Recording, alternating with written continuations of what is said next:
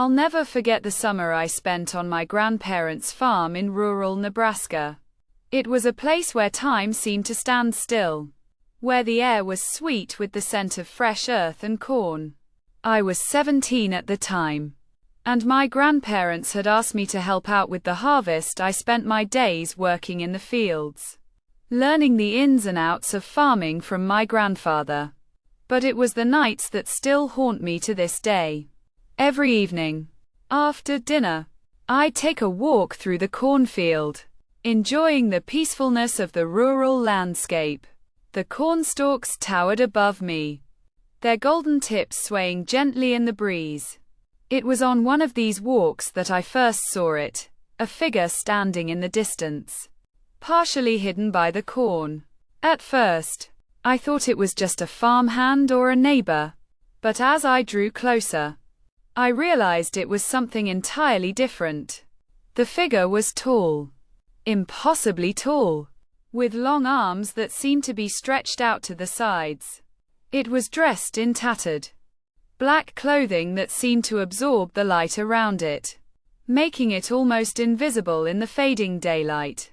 I tried to call out, but my voice caught in my throat. The figure didn't seem to be moving, just standing there, watching me.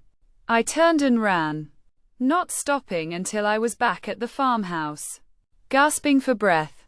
My grandparents were concerned, but I couldn't shake the feeling that the figure was still out there, watching me. Over the next few days, I saw it again, always in the same spot, always watching.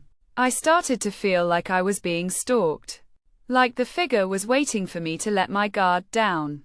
I tried to avoid the cornfield, but I couldn't shake the feeling that the figure was everywhere, lurking just out of sight. One night, I decided to confront it. I grabbed a flashlight and headed back into the cornfield, determined to face my fears. As I approached the spot where I'd seen the figure, I felt a chill run down my spine. The air seemed to grow colder, the shadows deepening and twisting around me. And then, I saw it. The figure was closer than before, its eyes glowing with an otherworldly light. I tried to shine my flashlight in its face, but it didn't flinch.